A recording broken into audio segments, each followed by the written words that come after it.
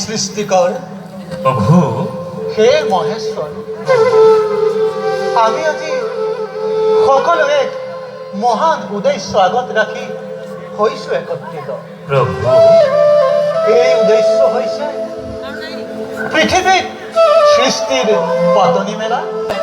লক্ষ্মীও আমাক এই কাৰ্যত সহায় কৰিব লাগিব। অপাৰ মহিমা আপোনাৰ, আদেশ পালে আপোনাৰ সকলো কাৰ্য কৰিবলৈ আছো প্ৰস্তুত। পিছে সৃষ্টিকৰ্তাৰ বা এই ক্ষেত্ৰত মতামত কি? প্ৰভু শ্ৰীনাৰায়ণৰ আদেশতেই আমি মিলিত হৈছোঁ। আমাৰ প্ৰধান দায়িত্ব সৃষ্টি, আৰু সেই আদেশ লৈয়ে পৃথিৱীক মানৱ, দানৱ, পশু পক্ষী আৰু গছ লতিকা এই চাৰিমুঠি জীৱৰ সৃষ্টি কৰা হৈছে।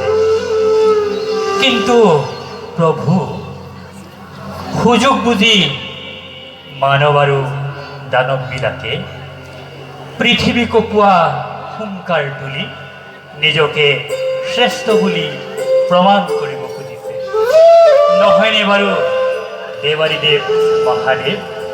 সঁচা কথা সৃষ্টিকৰ, আপোনাৰ আচৰণে আমাকো শংকিত কৰি তুলিছে।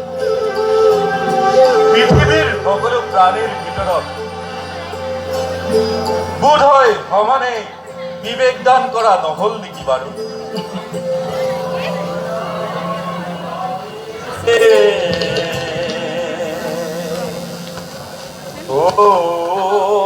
গোবিন্দ ৰাম ৰাম হৰি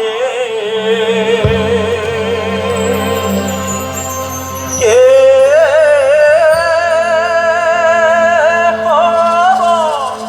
হৰি ৰাম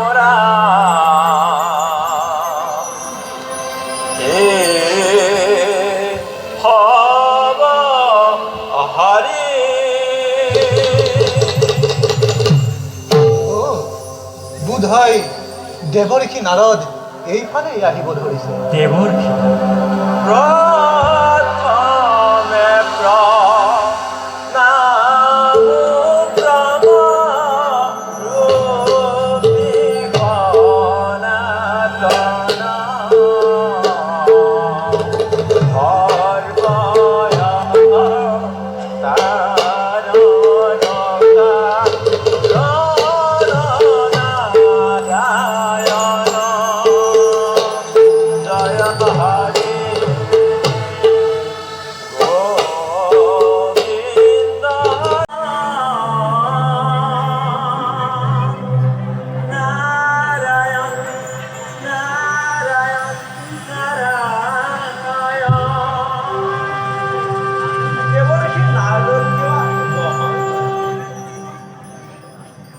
দেৱাৰীদেৱ, আপোনাৰ প্ৰশ্নৰ উত্তৰ মুনিৰাজেই দিব পাৰিব। হে পূৰ্বপুৰাণা, পিতৃদেৱে মানৱ দানৱৰ হৃদয়ত দিয়াৰ দৰে সকলো জীৱৰ অন্তৰতে প্ৰাণ সমৰ্পণ কৰিছে, সকলোকে সমানে জ্ঞান দান দিছে। কিন্তু পিতামহে মানৱ দানৱক এটি বিশেষ শক্তি প্ৰদান কৰিছে, সেয়ে হ'ল বিবেক। সুন্দৰ, অতি সুন্দৰ তোমাৰ বৰ্ণনা। তেন্তে মোৰ অনুমান সঁচা প্ৰভু। পৃথিৱীৰ সকলো প্ৰাণীৰ ভিতৰত বিবেকবান হৈও মানৱ দানৱে যি জঘন্য কাণ্ড কৰিবলৈ লৈছে, ন্যায় অন্যায়, ধৰ্ম অধৰ্ম, পাপ আৰু পুণ্যৰ নকৰি বিচাৰ যি মহাপদৰ কৰিছে সৃষ্টি, তাৰ বিচাৰ কোনে কৰিব?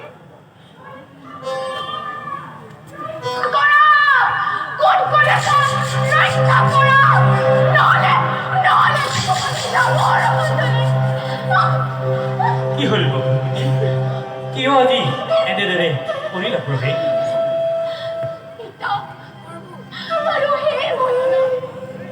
সকলোৱে শুনা মোৰ কথা। বসুমতী নাম নীৰৱে সহ্য কৰি আহিছোৱেই দুৰ্ঘৰ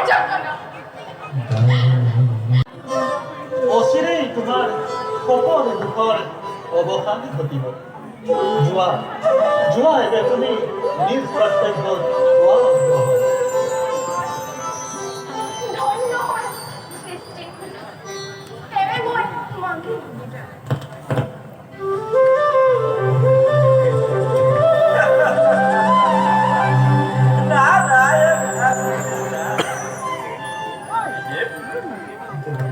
আপনাৰ লীলাখেলা চাই চাই দিনহীন ভাবেৰ মন আজি ঠকি বাঁধো লাগিছে। নাৰায়ণ নাৰায়ণ। যেনে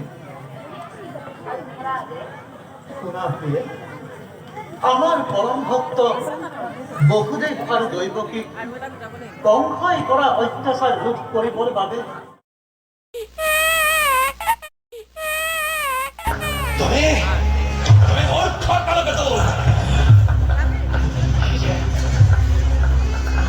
মাতৃৰ গৰ্ভৰ অন্তৰালত বহি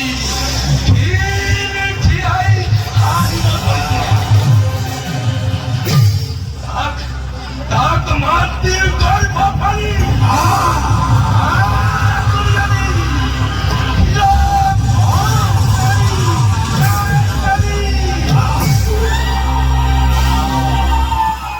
মহাৰাজে ইতিমধ্যে ভূমিষ্ঠ হোৱা কিন্তু দৈৱকীৰ হেৰিয়া পুত্ৰ নহয় মহাৰাজে। মহাৰাজে হেৰিয়া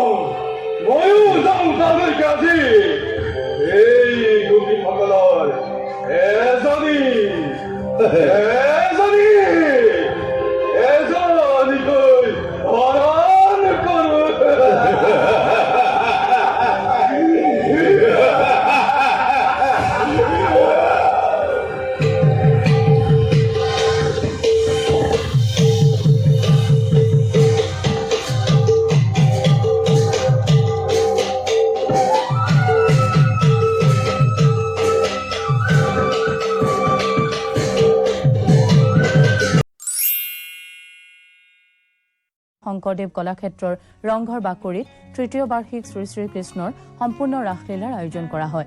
আয়োজক সমিতিৰ সম্পাদক ডাঃ মানৱ প্ৰতিম দাস আৰু প্ৰচাৰ সম্পাদক অভিজিৎ কলিতাই গুৰুজনাৰ কলাকৃষ্টিৰ বহুল প্ৰচাৰ আৰু প্ৰসাৰৰ উদ্দেশ্যে এই অনুষ্ঠানৰ আয়োজন কৰা হৈছে বুলি জানিবলৈ দিয়ে। লোক কোঁৱৰ তপস্যা জোনাক বৰুৱা, বিমল ভূষণ মহন্ত, কৃপাঞ্জলি পাটোৱাৰীকে ধৰি শিশু শিল্পীসকলৰ অভিনয়ে নাটখনিক উপভোগ্য কৰি তোলে।